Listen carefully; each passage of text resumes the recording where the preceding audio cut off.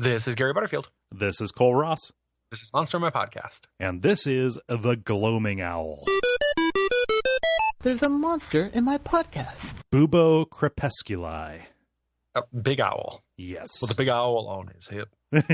I need to check and make sure. So Bubo, is that an actual thing? Yeah, that is a so it's the name of the mechanical owl in That's what I was going for, yeah.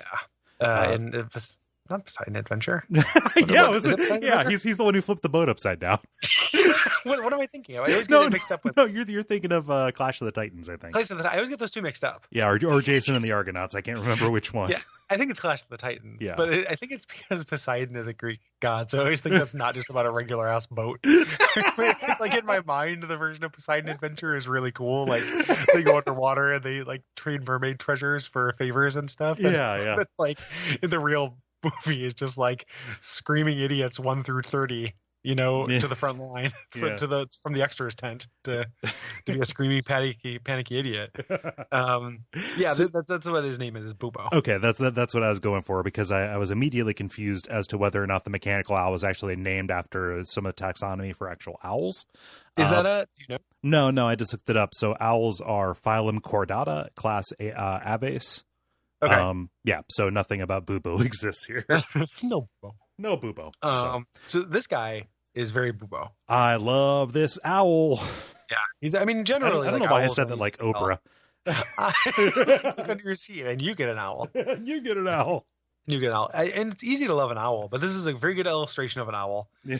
He's doing the thing that owls do, like where owls get a lot of credit for being cute, but they also get equal credit for being like ornery looking professorial types. Mm-hmm. And they operate well in both functions. And this is peak angry professorial owl. Mm-hmm. So much so that like the whole idea of this guy is that he is like this portent of grimness who will strike you blind and put fear in you by looking at you. That is the best thing. So this is a pitch black owl. Hunts at night, as an owl does. Totally silent. Totally silent. Has true thermographic vision, so it is like the predator. Yeah. The very presence of it causes irrational fear, and by looking at you, it will turn you blind. Yeah, and the description of this in the Shadow Talk of going blind is really great.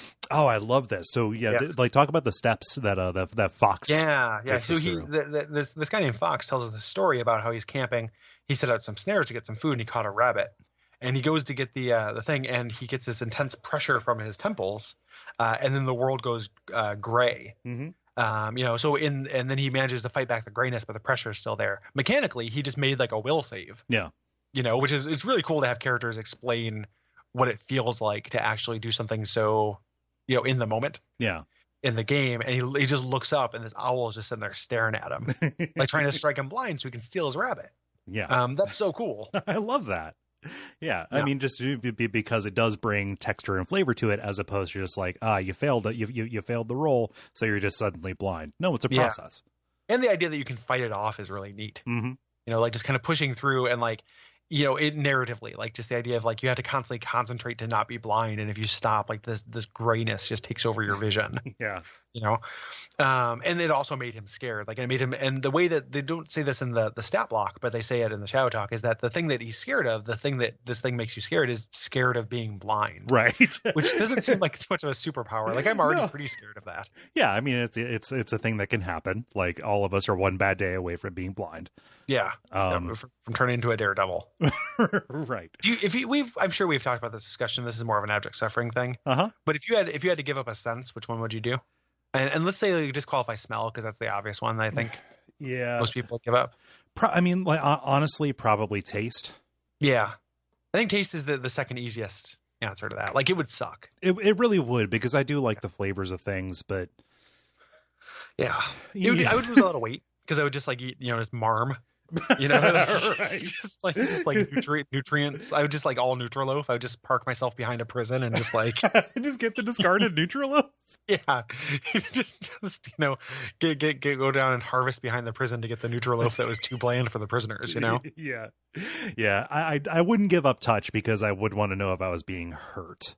Yeah. As somebody, I mean, I have neuropathy, and it's no picnic, Right. And like losing, touch in general would be real bad. Even though I just recently learned, like, through a podcast that, like, people who have spinal injuries, who lose all their feeling from the neck down, there's like the vagus nerve, which like bypasses that. It goes down your stomach, yeah.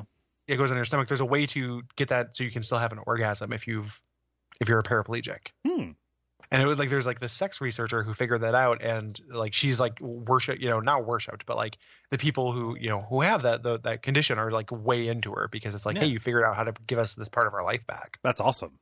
Yeah, that's great. A huge part of being a person. Awesome. Yeah, I love it. And I would not want to give that up. I mean, I like the way that I do it now too. Like, I don't want to give up. Right. I don't want to cut down roads to that. Yeah. But like the usual thing, like, would you rather be deaf or blind? Like I'm really attached to both of those, and my answer to that question changes on a daily basis. Yeah, it'd be really tricky. And I understand people. We're not making light of it. I understand people. Yeah. People live with that, But it's just like, if you had a pet gloaming owl, which would be a cool pet, but then just like one day, you don't feed it in time. It's like, well, shit, I'm blind. That would suck. And then if you had its cousin, like I can't think of a good pun name for a deafening owl. Sorry, a screech owl. Oh yeah, I guess that's true. I guess there's not even a pet name. There's just an owl for it. Yeah, just an owl, and its superpower is being real close to you and also yelling a lot. There is an owl for it. You got owls. Brought to you by our backers at patreon.com/Duckfeed.tv.